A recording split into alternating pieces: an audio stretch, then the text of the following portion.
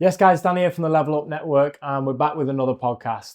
So before we get into the podcast, I want to give a shout out to Resonates Media, who is behind the camera and making this happen. Also, we are filming from Level Up Gyms, so shout out to our other sponsor, Level Up Gyms. Today on the podcast, we have a special guest and one of our own Level Up athletes in Anna McNally. Hi. How are you? Good morning. Good morning. I'm good. How are you? Great to have you with us. Yeah. So Anna is currently on a journey to doing her first competition in bodybuilding, and really this episode is going to be really trying to find out the reality of what female bodybuilding entails and what it really looks like from someone who is on that side. A lot of people watching it from the outside and it looks very glitz and glam, but I know that there's more to the reality than that. So without further ado, if you'd like to give a little introduction to yourself, your name and where you and your background and how you got into bodybuilding. So I'm Anna. I'm a personal trainer myself. And kind of I've always been into the gym. I've always kind of wanted I've always wanted more of that kind of firmer toned looking body. And you know, I've always kind of aspired to all these female athletes, you know, when I was younger. You know, I used to look up to the likes of Jessica Ennis-Hill. And yeah, you know, it's something that I've always aspired to do. So yeah, I kind of got into like lifting weights when I was around about 17, 18, when I was studying at KGV. You spend a lot of time in the college gym. That's where I'd go during like kind of my breaks, my lunch break. We'd just go and hang out in the gym, and we'd lift some weights in the gym during lunch. And then yeah, it kind of progressed. It progressed from there really. I then met my husband. And he kind of really showed me the ropes and really kind of allowed me to build confidence within kind of the gym's kind of space, if you will. You know, going from that machine sort of element to the free weights sort of element. So yeah, I've been training now, resistance training now for about 17, 18 years. So wow. Yeah. So you're 6 days out, is it, from competition? 6 days out from comp, yeah. And this is your first ever Peak competition? Week. Yeah, first ever comp, wow. Yeah. So what are the pre-feelings to that? Are you nervous? Are you ready? Do you feel like you put the groundwork in? I've put the work in. I have put the graft in. So we started this prep 18 weeks ago. Well, 17 weeks ago. So we're doing an 18-week prep in total. And yeah, it's been tough. It's been tough, but we're now peak week. So yeah, six days to go. And would I say I'm ready? Yeah and no. Like, you know, you can't help but compare yourself to other athletes that are going to be there on the day and on the stage. And yeah, I'd be lying if I said I wasn't nervous, stripping off in, you know, into a bikini in front of thousands of people that'll be there on the day. So yeah, so you've been putting in the prep, right? It's your first ever comp. Yeah. Are you feeling confident? Yeah and no, kind of, yes. I'm proud. I'm really proud of how far I've come. And I'm really proud of what I've managed to achieve in the past 18 weeks. Confident is... Yeah, is a. I guess it depends on how much work you put in, doesn't it? Helps build that confidence, but I guess you're kind of apprehensive as well because you don't know what to sort of expect from the first comp until you really get there and feel the feelings of it. That's the thing, you know. I'm stepping completely into the unknown. I've no idea what it's going to be like backstage. I've no idea what the running order of the day is. So can you just like explain to me what the difference is? There's bikini bodybuilding, is there, and then there's figure. So which one are you doing, and what's the difference? I am heading into the figure category, which is a slightly bigger category than the bikini category. And when I say bigger category, I say it's more of a muscular division. Mm. So the figure division is separated then again into 3 different categories. Mm. So you've got figure toned, figure athletic, and then figure trained. So I'm going in for the middle one, which is figure athletic. Okay, yeah. So it's kind of a more muscular division, but you don't need to be as shredded, if you will, for the figure athletic division than you would the figure trained division. So yeah. Brilliant. Middle ground. What I'm interested in is what sparked your interest in bodybuilding? Like, what sparked it that made you think, right, I'm going to take this to the next level, I'm going to compete?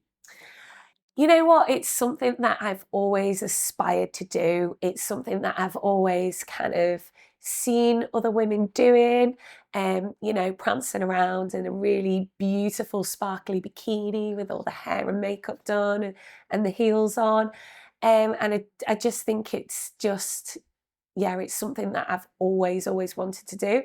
And I guess it's just an itch that's always been there, and that needed scratching, really. So yeah. Yeah, it's probably like one of those things where you want to see how far you can take something. Most definitely, yeah. Because you want to see at one time in my life you can look back and say, look what I achieved. It's something that I need to say that I've done. And if I go through life having never have done this, it would have been a big regret of mine is never of trying.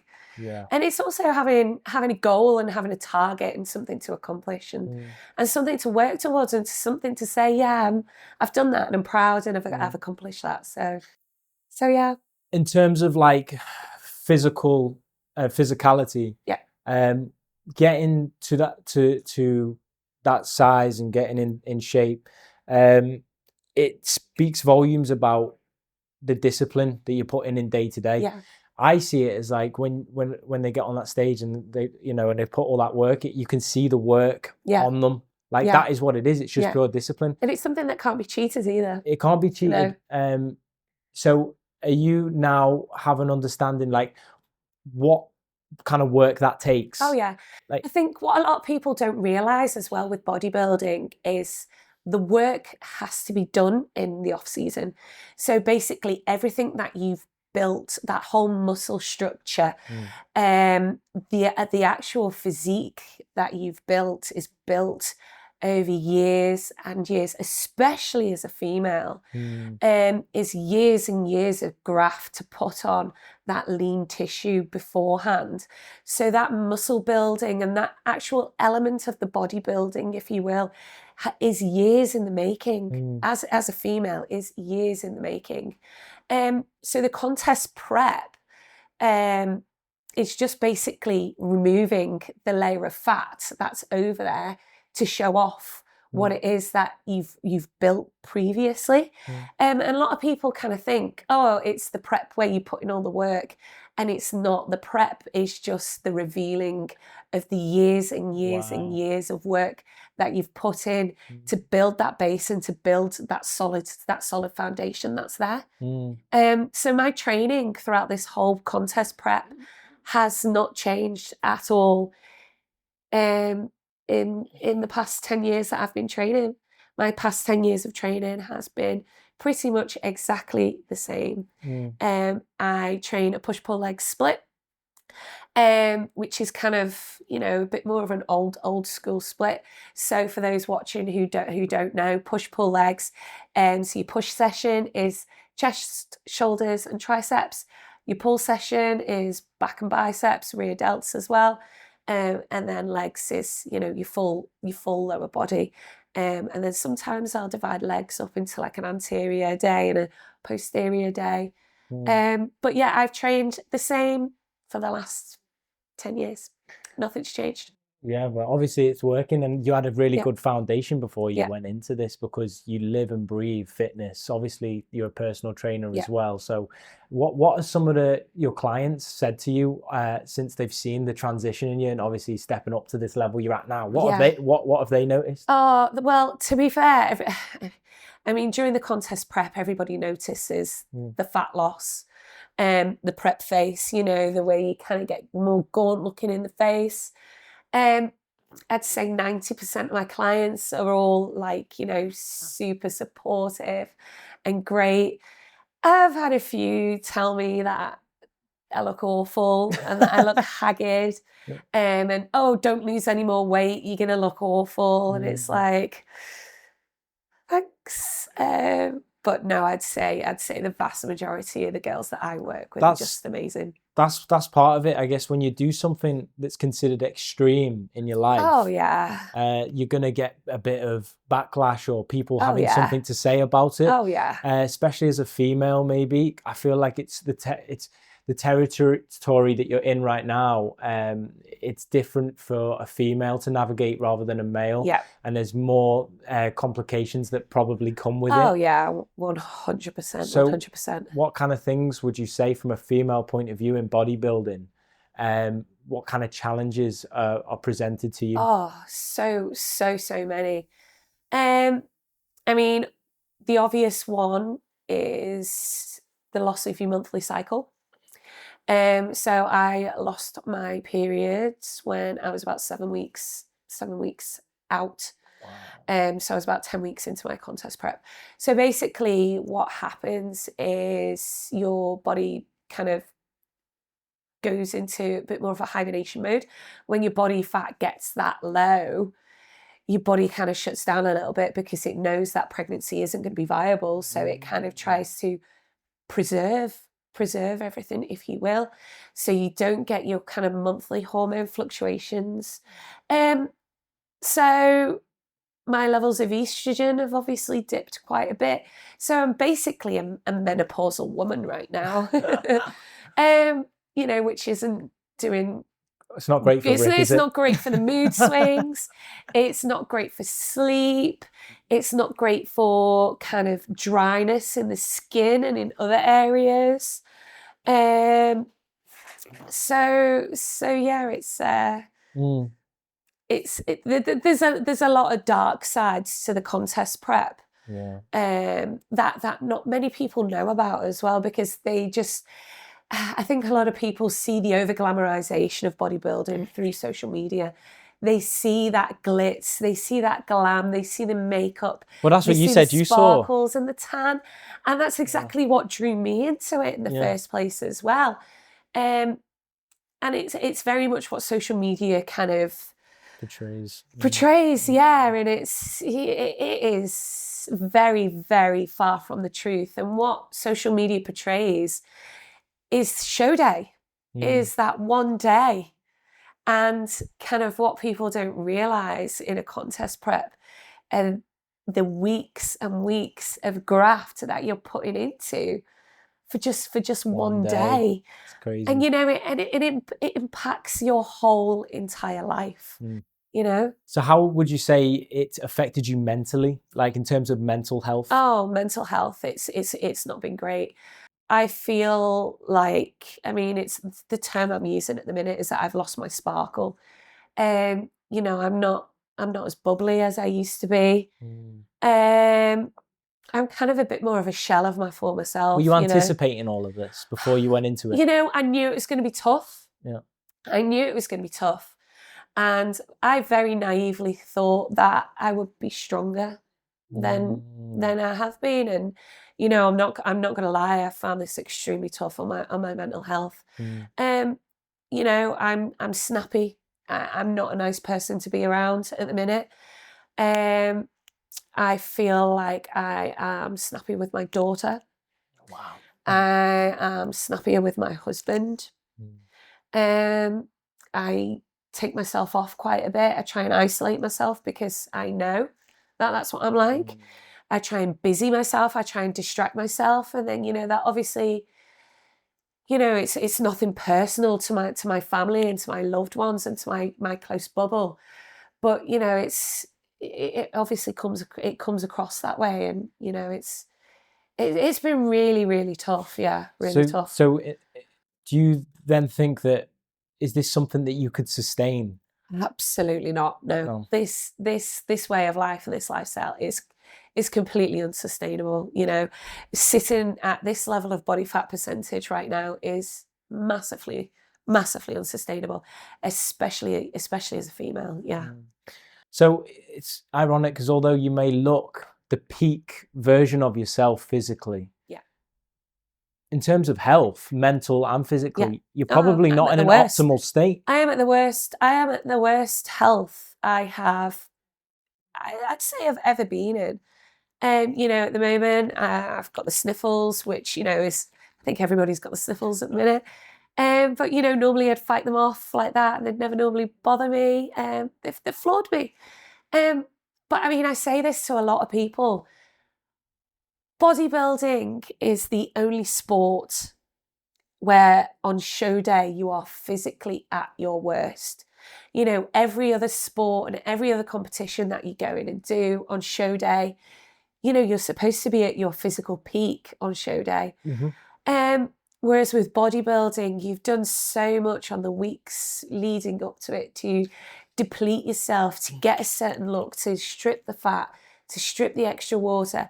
You are just at complete depletion. And, you know, all you need to do is go to a bodybuilding show and look around and see how miserable everybody is and how miserable all the competitors are. And although, yeah, you can sense this adrenaline buzz in the air, you know, everyone's just miserable. So yeah. So it's not all that it seems to be. No. The glitz and the glam from the outside that people see don't realize all the hard work that has been put in behind the scenes and the sacrifices. With anything extreme in life, if you're going to perform at an extreme level, then it's going to offset other areas of your life and there's going to be some form of imbalance. So in your case, you're saying it may have upset the people around you. You know, you might damage some relationships and also your mental health and your physical health. So with that being said, after this comp passes, are you looking to do another comp, or is this the one and only? This is it. This is one and done. Yeah, I don't think I can do this again. I mean, to myself, yeah, selfishly, I probably could. To those around me, absolutely not. No, absolutely not. You know, and it's impacted everything. It's impacted my work. It's impacted my ability to be a good coach, and you know, it's just it's impacted everything in my life. Yeah, of course. It's having that balance in your life is really important. So, in terms of, let's go down the route of diet and prep. So, talk me through sort of like the sort of diet you have to stick to and the restrictions around that. Is you eat the same food every single day, multiple times a day. So I'm eating a lot of oats, I'm eating a lot of peanut butter, a lot of chicken, a lot of asparagus. I'm also eating a lot of pasta. So, you know, I'm not starving myself. I'm not restricted. I am fully coached as well, so I am doing it safely. But and you know, my calories as well are fairly high, especially for a female competitor. You know, my calories at the moment are at 1,900 calories. So, you know, it's not as though I'm consuming below my basal metabolic rate at any point. I am having high calorie days. We are carb cycling a little bit now on the lead up to the show. So we are having a few lower calorie days. But you know, as an average, we're averaging 1,800 to 1,900 calories a day. So it's pretty high. So you're in a deficit every day at the moment. Yeah. So I mean, how do you do that and maintain the muscle? High protein, very, very high protein. So I'm consuming between 160 to 170 grams of protein every single day. So yeah, a lot of chicken and a lot of broccoli. So, because I was going to ask, so do you eat meat now? Yeah. Okay. So I started eating chicken 8 weeks ago. So up until then, I was pescatarian. And any differences? Did you notice anything different since including it into the diet? Nothing much? No, it's just from a macronutrient breakdown. Yeah. Chicken was just a leaner cut, less calories. So it just meant that I could have more volume, more protein. Yeah. So it just made sense. That's it. So talk me through a day in the life, like whilst you're prepping? Like, what does that look like? What does every day look like for you What at the does moment? every day look like? Well, I work stupidly long hours. So I'm up at 4:30 every morning. And I'm in work for 6 a.m. I will coach a couple of clients, a couple of classes. I'll then have my first meal. I'll then coach another couple of clients. I'll have my second meal. I'll coach another couple of clients. I will then train myself. I'll then have another meal. Then sometimes, I'll get a little bit of downtime. Sometimes I'll go home and do some admin work. And then I'll have another meal. And then I'll go back into work. And then I'll have another meal. So It's a lot of meals. A lot of food. So yeah, I'm eating 6 times a day, 6 meals a day. And quite often I'll be working from 6 a.m. right the way through till 8 p.m. That's a long day. A long day. And with your body under a lot of pressure, restricted calories, and sleep deprivation, it sounds like almost. Yeah. So that must be affecting you mentally. Yeah. So it's an accumulation of everything. So if someone was watching and they were interested as a female to get into bodybuilding, what would you tell them? And would you advise them to do so, or? I would, if anyone is looking to compete, I would make sure that it is 100% something that they want to do. There's a lot of sacrifices that you will have to make. Time with the family, getting up early and getting your steps in. If you've not got your steps in for the day, you're going to have to go out and get them. If you've not got your cardio in for the day, you're going to have to go out and get it. You need to be going to the gym a couple of times a day. Do you have the time? Are you prepared to take the time away from the family? Are you prepared to take the time to sit down and prep your meals? But then also there's a financial aspect of it as well. Bodybuilding is expensive. The food is expensive. Like, I am at the shop nearly every other day buying food. That's all I'm spending my money on at the minute is food. And it's the coaching's expensive, the posing's expensive, the hotels for staying over, the tan. The membership fee for the federation, obviously the competition entry fee, it adds up, and it can be quite a financial strain as well. Wow. So you have to be really dedicated, really know you want to do it. Yeah, you've got to really, really want to do it, and I think that's why there's such a high kind of drop-off rate within the competition as well. Is that there's so many people that will start a contest prep, book in for a show, and then not turn up on show day and not make. And I was going to ask. I was going to ask you that. I was going to ask, have you thought about quitting at any point on this journey? So many times, so many times. Yeah. Just loads. So you're on the home straight. You've got 6 days left. Yeah. You put all this hard work into this point and you haven't quit. Yeah. So there's something to be said there. So when you come to competition day, how are you hoping that day's going to pan out? What do you see as a successful day? And are you looking forward to it? You know what? As negative as I've been so far, and I think, because I'm in the trenches with it at the moment, we're 6 days out from comp. I don't get me wrong, I'm really looking forward to it. I'm super excited to kind of step on stage and showcase, everything that I've worked so hard for. Obviously I want the win, it would be great. But yeah, I'm excited. I'm excited for it. And if we come home with a medal, then that would be amazing. But I just think I'm just really looking forward to the whole experience. Yeah. So yeah.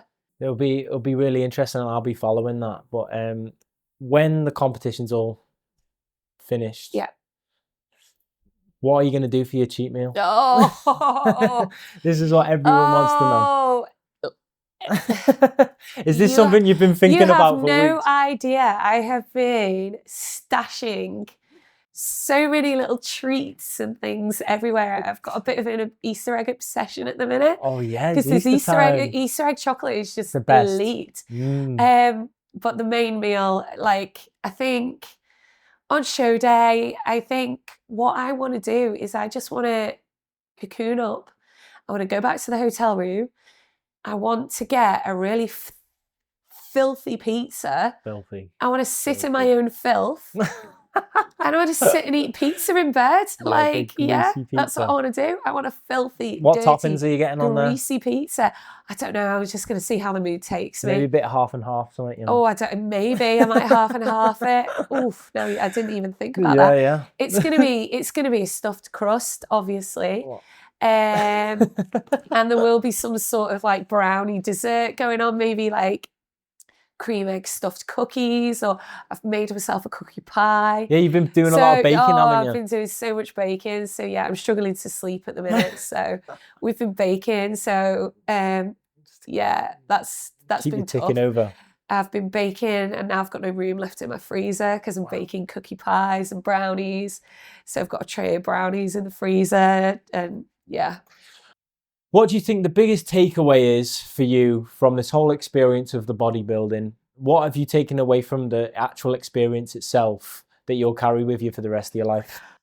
Oh, the discipline and the fact that you can achieve anything if you want it bad enough. And you know, that's the thing. If you want it, you'll be able to do it.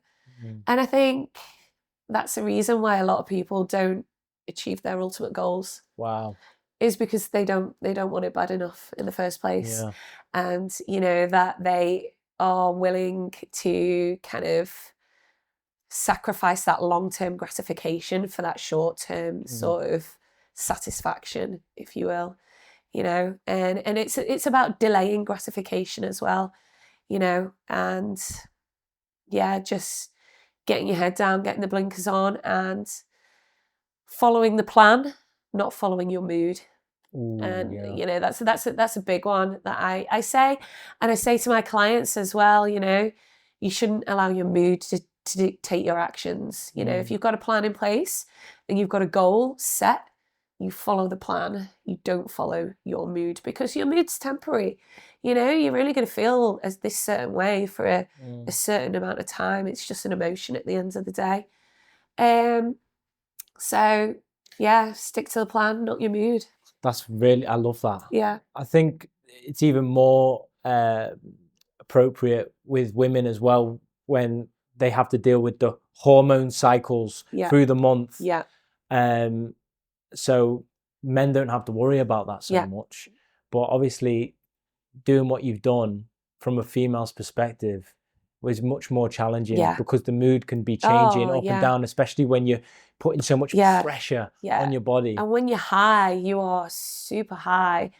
But when you are low, and you know, especially during that luteal phase of your menstrual cycle, when you feel low as it is anyway, add into the fact that, you know, you're in a decent calorie deficit. So although, I'm consuming 1,900 calories a day, my maintenance calories are around about 2,700 to 2,800 calories. So, you know, I'm in a substantial 900 calorie a day deficit.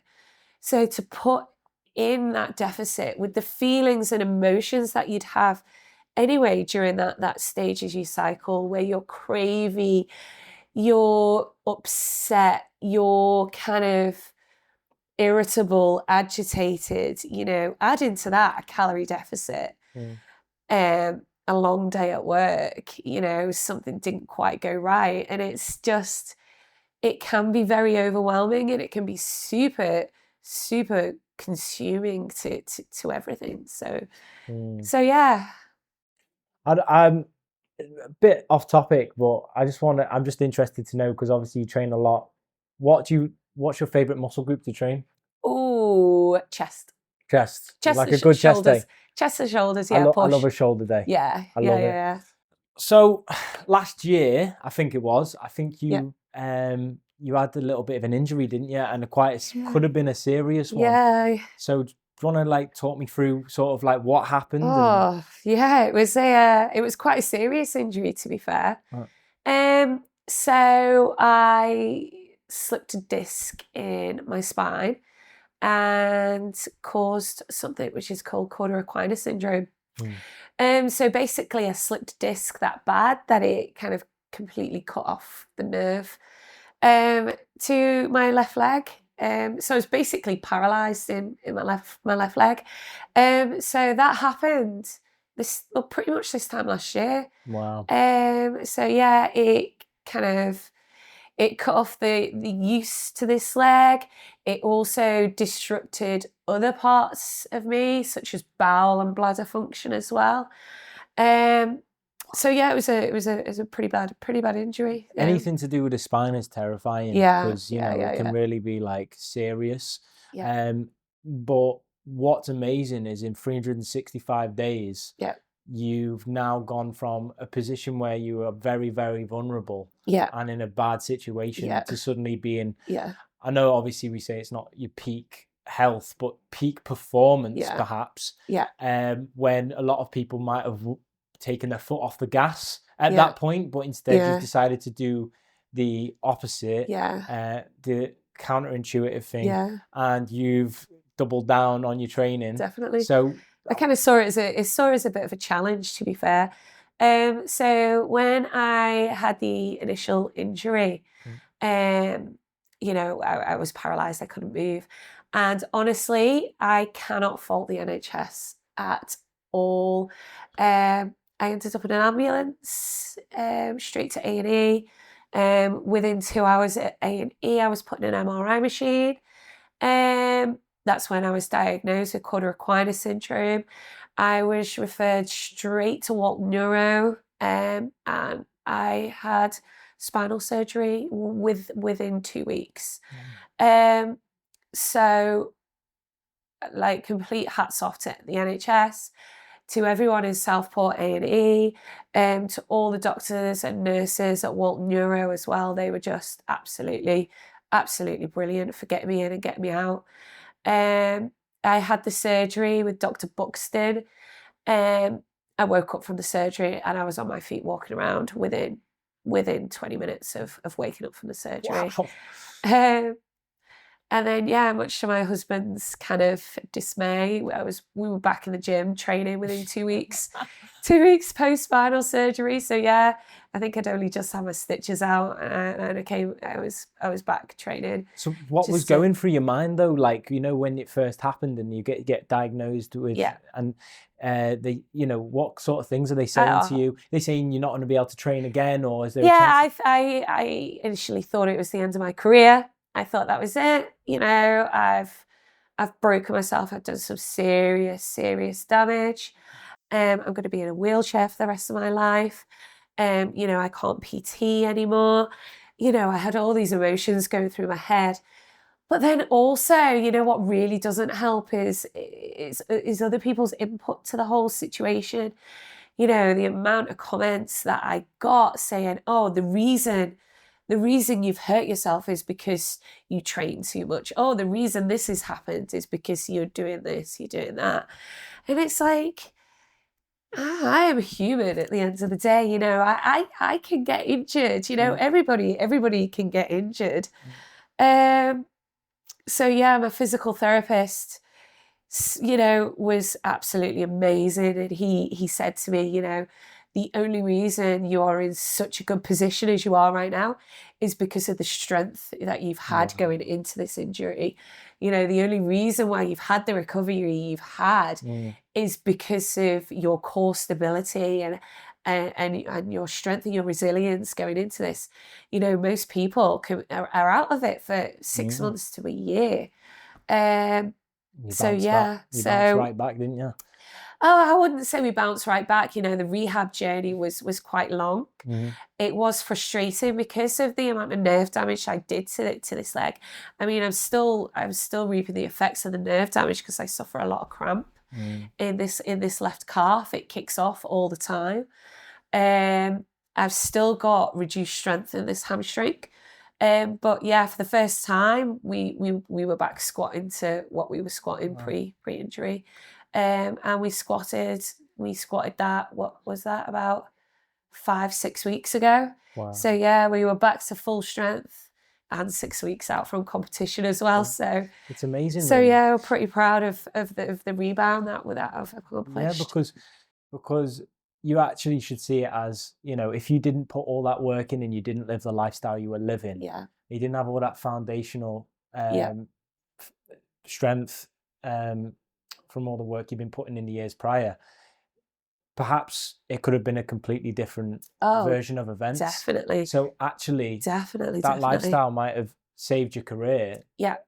Having that foundation of fitness and wellness. And now and it's actually quite inspiring, because that moment a year ago, full circle now. Yeah. You're thinking, wow, like this is the end. Yeah. And now suddenly, it was my birthday. It happened on as well. Oh wow! It was my birthday. I spent my whole birthday in A&E. I spent my birthday in an ambulance going to A&E. So it's my birthday next week, 2 weeks time. So yeah, it's the anniversary of my injury. It's my wedding anniversary as well. So yeah, we're going away. We're getting a bit of time away. Well deserved, though, yeah, right? we're off for a nice little holiday. So and enjoy your food as well. Wait. Oh yeah. Yeah. But yeah, I think that's an amazing comeback story for you. Just shown that, you know, there's a lot of resilience. Everything you've gone through this past year has all been about that mental fortitude and resilience and determination. You see so many people being defined by their injuries, and you know, people say, you know, oh, I've got a dodgy knee, or I've got a dodgy this. And it's like, you know, they allow it to become part of them and become almost part of who they are and part of their personality, if you will. And it's like, you know, if you put the time and the effort into rehabbing it, you know, you will be able to get there, and you will be able to get back to where you once were. So yeah. It's amazing. Yeah, so coming out the back end of that, you're now obviously about to do this competition in 6 days' time. I wish you the best of luck. I'm sure you're going to do really well, because you have been and you look phenomenal. Oh, thank you. So, you know, that speaks for itself. That's what they say: the better you look, the worse you feel, right? Or the worse you feel, the better you look. I don't know. I don't know what it's like, but I can imagine, because I see you in the gym often.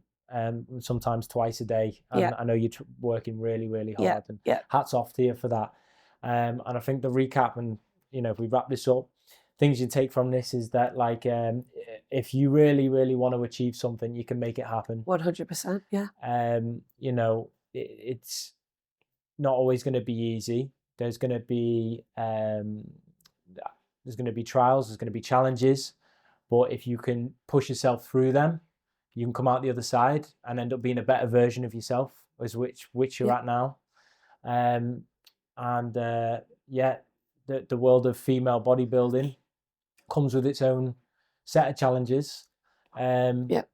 It's a challenging landscape. It's going to require a lot of hard work, determination, effort, discipline. It's going to be a roller coaster of emotions. Oh yeah. A lot of sacrifice. A lot of determination and grit, and so it's not for the faint-hearted.